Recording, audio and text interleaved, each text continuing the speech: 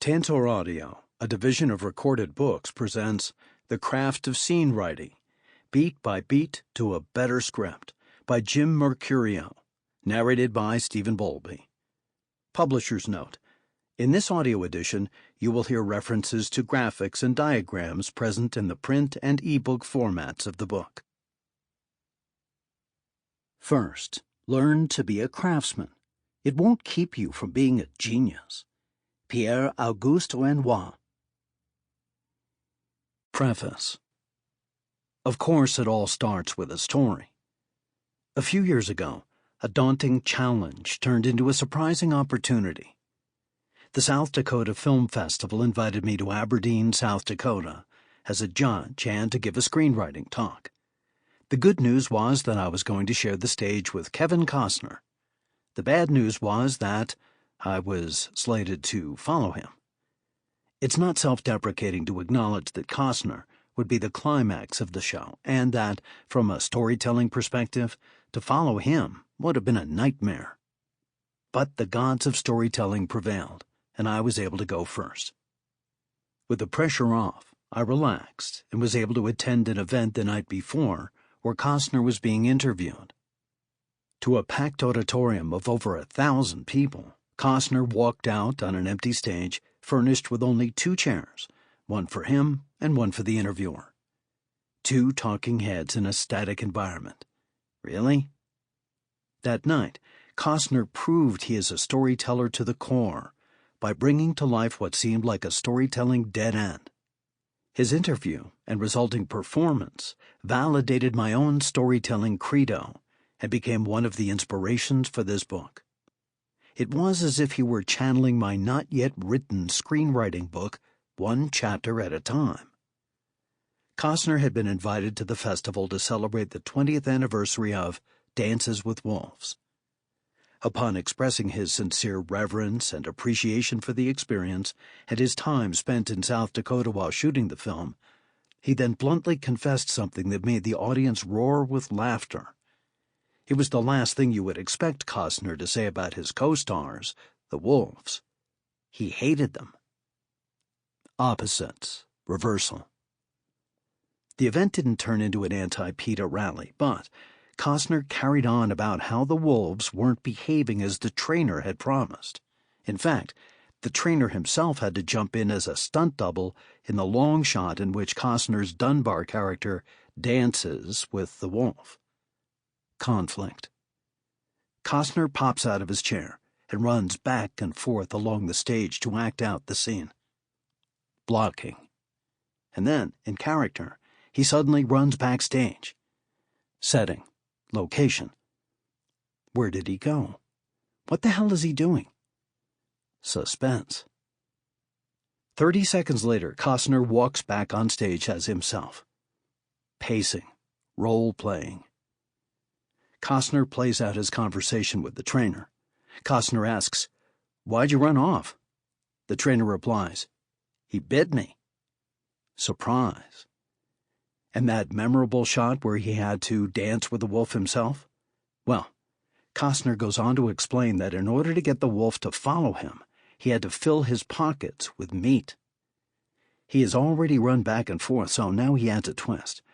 He acts out his important discovery of how to direct the wolf to go away from him. He tosses an imaginary piece of meat over his head to keep the imaginary beast at bay. As a storyteller, Costner understands the power of a prop. Props. He wants the audience to know how it felt to be duped by the trainer, so he embraces a new tack. He takes the idea of the wolf trainer as a door-to-door salesman overhyping his product, in this case the wolves, and brings it to life. Metaphor. Suddenly, Costner is a door-to-door vacuum salesman in the middle of his sales pitch. He begins pushing and pulling an imaginary vacuum back and forth on stage. He throws imaginary dirt, dust, jelly, and syrup on the floor and shows how the vacuum sucks it up. Once the imaginary salesman convinces him that he can't live without the imaginary vacuum, Costner steps out of character and sets up the audience for the next scene. His friends are at his house, watching a football game, and he calls them over to show off his new vacuum. He eagerly throws the same imaginary goop on the floor. Setup. Payoff. He moves the vacuum back and forth, but this time to no imaginary avail. He looks perturbed as he speeds up the vacuuming motion.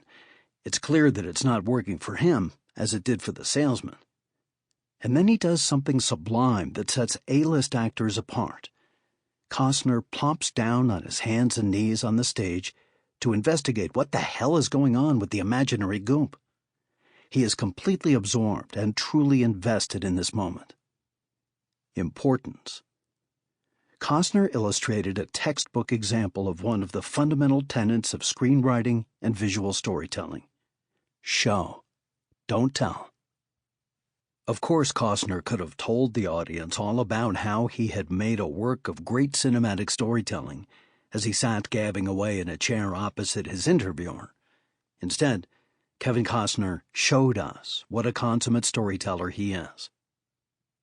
That night, I had two epiphanies that encouraged me to write this book. First, I am a filmmaker at heart, and whether I am teaching screenwriting or directing, I always incorporate the principles of other filmmaking artisans. However, in the screenwriting education niche, there is a constant debate over where the job of the screenwriter ends and the jobs of the other artists, actor, director, editor, begin. Costner demonstrated that this debate is well worth having. The advanced storytelling skills of the screenwriter, director, and actor blur and overlap, and that's a good thing. A screenplay can incorporate everything we see or hear. Lighting, props, locations, composition, setting, and actor blocking, the entire mise en scène, are all part of the writer's repertoire. That Costner is an Academy Award-winning director is not a coincidence. Costner validated my belief that to become fluent in the language of cinematic storytelling, screenwriters must embrace and learn this language from the inside out. It is absolutely imperative for screenwriters to grasp and appreciate fully the other skills required to bring their story forth as a finished film. Before I get to my second epiphany, let me tell you a bit about myself. While making 5 feature films, I have stumbled upon numerous peculiar experiences. Whether a blessing or curse, I have watched the same scene in auditions performed 500 times by 250 different actors in a weekend. I have raised money to recreate a set from scratch a year later to reshoot a scene. I have read more than 5,000 feature scripts as a development executive, teacher, and filmmaker.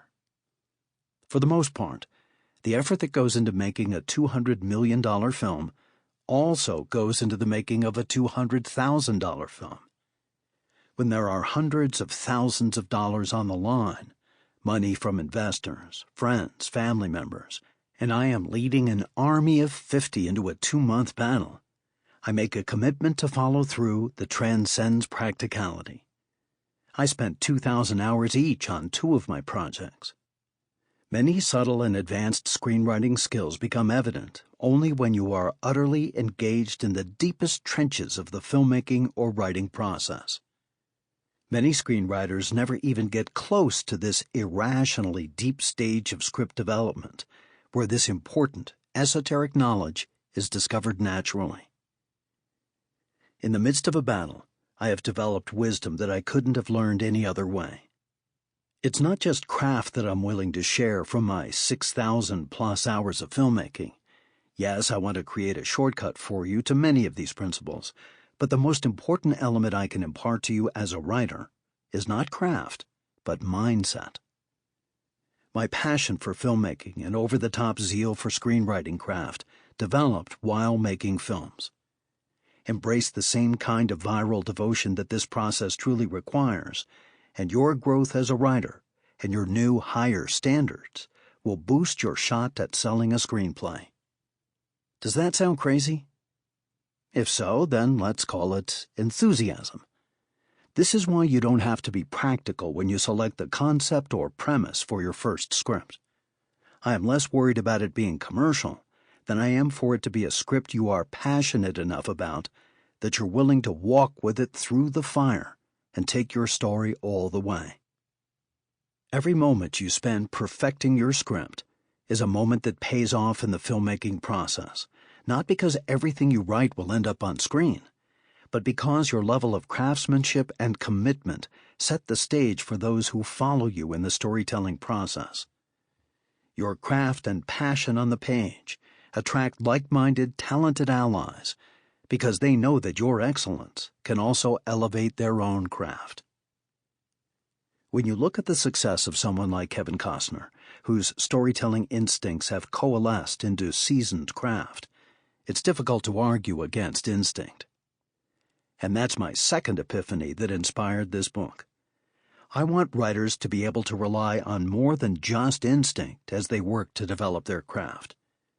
My constant inspiration over more than a half-decade has been to reconcile intuition, which is both essential and elusive, with better understood storytelling concepts to achieve something concrete and functional, clear craft principles.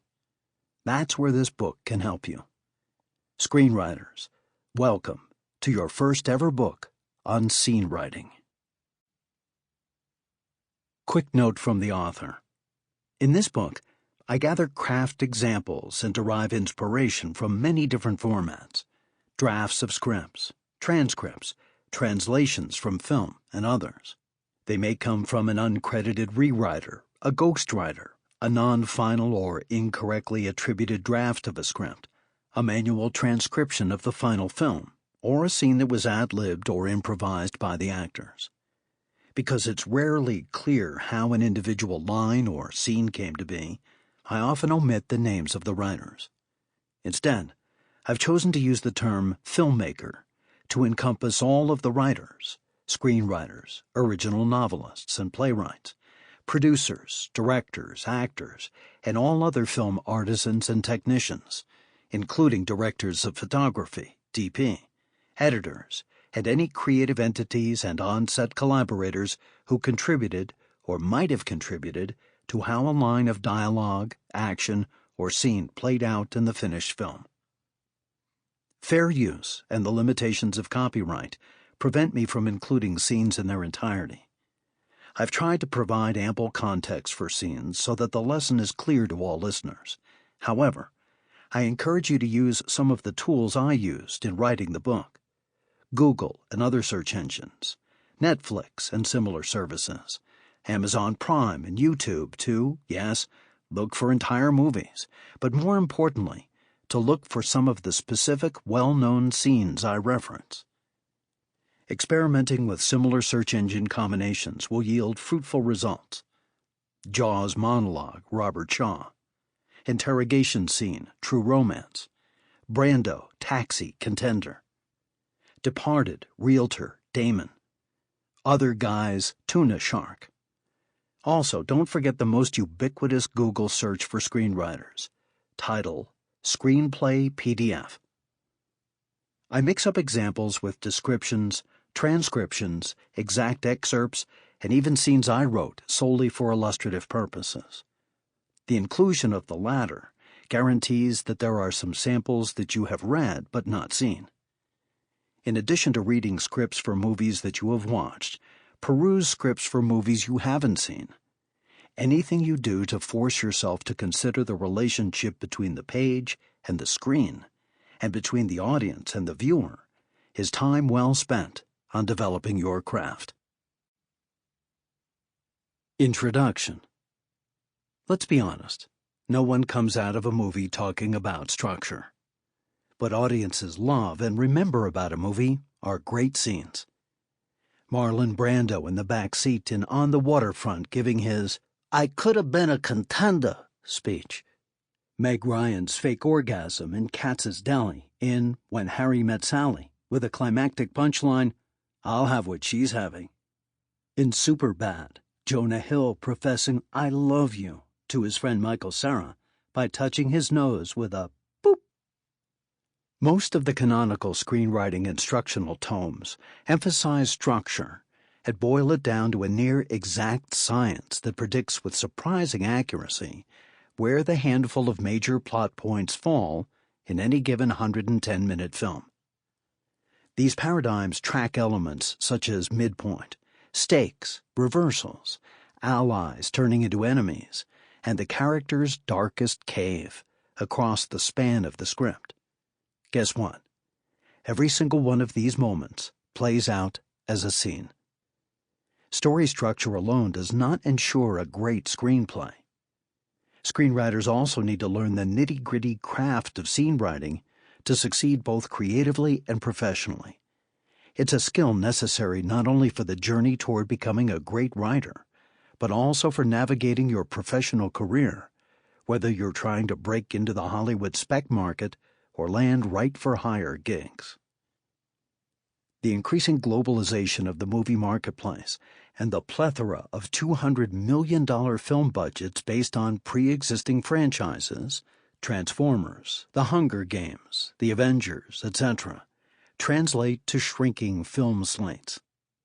Studios and independent companies have limited budgets to buy scripts or to put scripts in development, the process of improving a script with notes and rewrites. Regardless of the specific state of the industry, the market always favors a script that is ready to go and always needs writers who can deliver a near-flawless, ready-to-shoot draft. It's not enough to have a cool concept. A polished script with bulletproof execution allows a producer to submit it immediately to actors or directors who are usually the linchpin of the packaging process. For example, Jack Nicholson says he won't do a movie unless it has a handful of great scenes. Consider some of the many amazing scenes from his movies, the very moments that have made him a household name and a movie star. The dinner table scene in The Postman Always Rings Twice, the destruction of the art gallery in Batman, the ode to his penis in Carnal Knowledge, the terrifying "Here's Johnny" scene in The Shining, and, of course, from Five Easy Pieces, the scene, his counter-cultural approach to ordering a chicken salad sandwich. These scenes set the bar for which you must aim. If you want your script to gather the professional allies whose involvement gives your script a chance to be made, or if you hope one day to get paid to adapt your favorite book or comic book, write scenes that attract Jack Nicholson, this generation's Nicholson, or the next generation's. The legendary Howard Hawks said that a good movie is 3 great scenes, no bad ones. The principles in this book will help beginning writers to write great scripts and experienced writers to gain a more complete mastery of their craft. This book pushes you closer to working as a professional screenwriter, not by teaching you how to network, maneuver the business, or predict the next shift in the commercial zeitgeist. What it will do is teach you to write the great scenes that will develop your voice and make your script, or novel, or play stand out from paint-by-number imitators. As is true in life, if you focus on the craft of what you love to do, much of the business side takes care of itself. Write an amazing, modestly budgeted script that is actor bait, castable, and director bait that adheres to its concept and tells the stories with vivid images clearly projected into the mind of the reader. This will open doors for you. I'm not at all suggesting that you can completely ignore the business side while you develop your craft. Prepare yourself by marketing yourself as a writer. Build your base of contacts and research companies and producers for whom your script might be a good fit. However, I advise against making submissions until you're confident and have confirmed with experienced readers or industry insiders that your script is as good as you can make it. You usually only have one chance with a company or professional. This book will also recalibrate your expectations for great screenwriting and help you determine when your script is ready to hit the market. Now, let's get back to craft.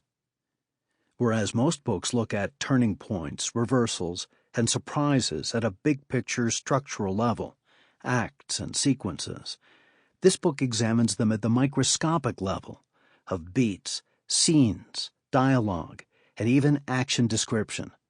It will help you understand story at a deeper level. You will hear how a scene is a story in and of itself. Even an individual line of dialogue has a story. It builds to a surprise reversal and then moves on.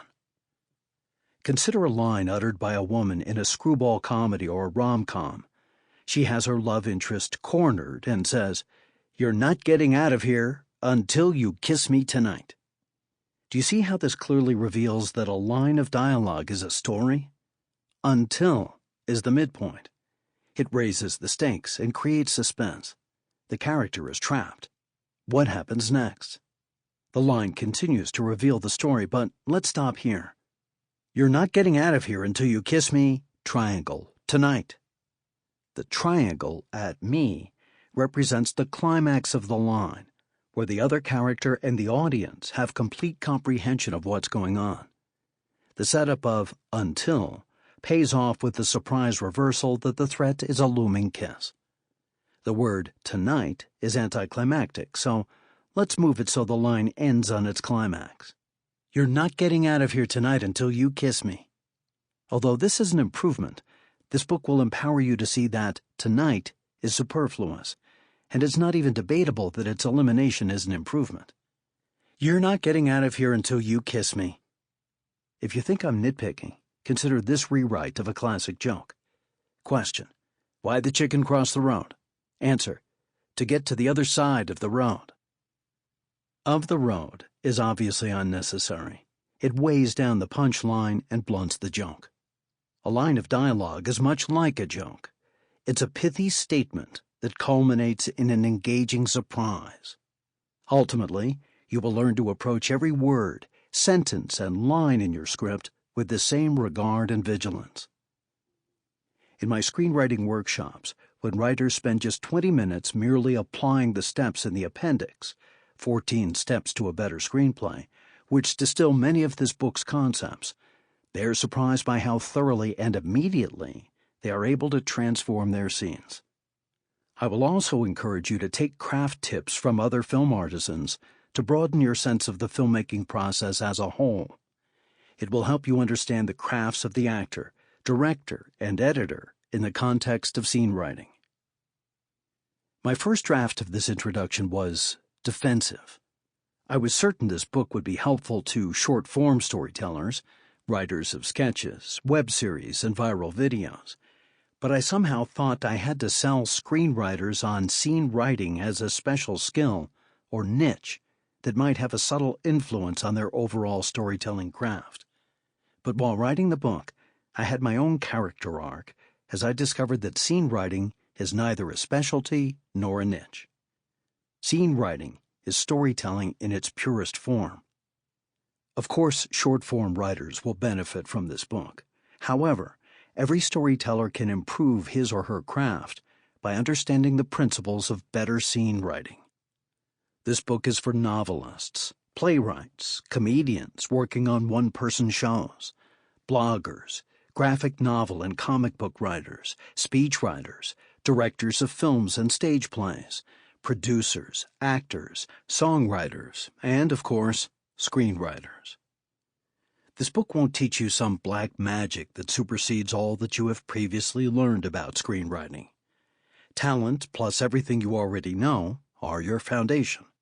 We will build upon them, and we'll go deeper. Although my job here is to bring a systematic method to the madness of sorting ideas into story, I deeply respect and honor the intangible mysteries of the creative process. I will always encourage and support the madness in your method. It's absolutely essential to the development of your unique voice. Don't rebel against craft. Incorporate it. Experience and craft strengthen your intuition. They empower you to use your innate abilities to solve and navigate new and more complex situations. Pierre-Auguste Renoir said it best: "First learn to be a craftsman. It won't keep you from being a genius." As you incorporate the lessons in this book into your writing process, here's a challenge. I want the screenplay you're working on to be the one you're not quite ready to write. Like your protagonist, you will not be the same person on page 100 as you are on page 1. She needs to grow before she can achieve her destiny and save the day. You, too, will have to grow and experience a personal character arc to nail your script and finish it. As the writer, you are the most important hero in your story. Part 1. Fundamentals. Chapter 1. The story of a scene. Beat by beat. Scenes are the building blocks of a screenplay. Whether this is your first screenwriting book or your last, you already have a sense of what a scene is. However, I want to bolster your instincts with concrete craft. Let's hear a concise definition. A scene is a small unit of a story, unified by time and space, which encapsulates a single action and culminates in a change. The change should involve both the story and the character. In the definition, small means brief, but it definitely does not mean unimportant or trivial. Yes, you will have some very long scenes, but there is only one unit of storytelling smaller than a scene. That is called, as we will hear, a beat. However, a scene is the smallest unit of story that is a story in and of itself. That is why scene writing is so essential to you as a storyteller. A story for a screenplay is built with several smaller stories, in other words, your scenes. How can you expect to master the 100-page story form without mastering the 3-page form? You probably know a scene when you see one, but let's jump into the nitty-gritty to augment your intuitive understanding. We will explore each of the aspects individually with the ultimate goal of pulling them all together to create a working definition. Small unit. In recent years, some modern movies have had scenes with average duration as short as a minute or so. However, scenes in today's films average 2 to 3 minutes, which is a minute less than 40 years ago. An average movie these days is 110 minutes. I'll do the math for you. Most feature screenplays contain between 30 and 50 scenes, but don't be surprised if your count is upwards of 70. Don't get caught up in the habits of some of the greatest scene writers in the world and their fun in blasting this convention. I'm talking about the 8-page opening of The Social Network, the 20-minute tavern scene in Quentin Tarantino's Inglourious Basterds, the tense I Drink Your Milkshake scene in Paul Thomas Anderson's There Will Be Blood, or even the multi-character talkie scenes in several of Woody Allen's films. In general, a longer scene needs a stronger punch, a more powerful climactic twist. No one wants to watch a 10-minute scene in which a character waits for a blind date who never shows up and who never even appears in the movie. That scene should be quick and short. Notice, however, that no one complains about the length of the opening of Saving Private Ryan. Hold tight. Later in the book, we cover principles that help you to successfully write longer scenes. Short scenes can have subtle surprises, but a short scene can also culminate in the biggest surprise in your story. There is no rule or implicit decree that a powerfully impactful twist must be embedded in a long scene. If so, every surprise strong enough to turn an act would be telegraphed by its long and lingering scene. How long should your scenes be? Even if there were an exact answer, it would be different for every scene and every movie.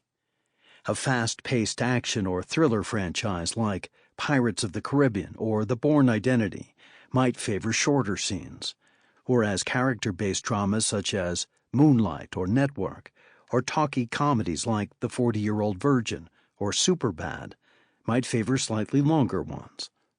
Start with a goal of 2 to 3 minutes each, with a scattering of shorter ones, and, if called for, longer scenes containing set-piece moments and emotional high points. Ultimately, the story you are telling, its genre, and your decision on how to tell it will dictate the length of a given scene. By the end of the book, you will have a more well-developed and finely tuned ability to answer this question yourself. Unified by space and time. Scenes are where the story happens. The audience and characters always experience the events in real time, unlike in novels, which often summarize events or condense the passage of time. Sample complete. Ready to continue?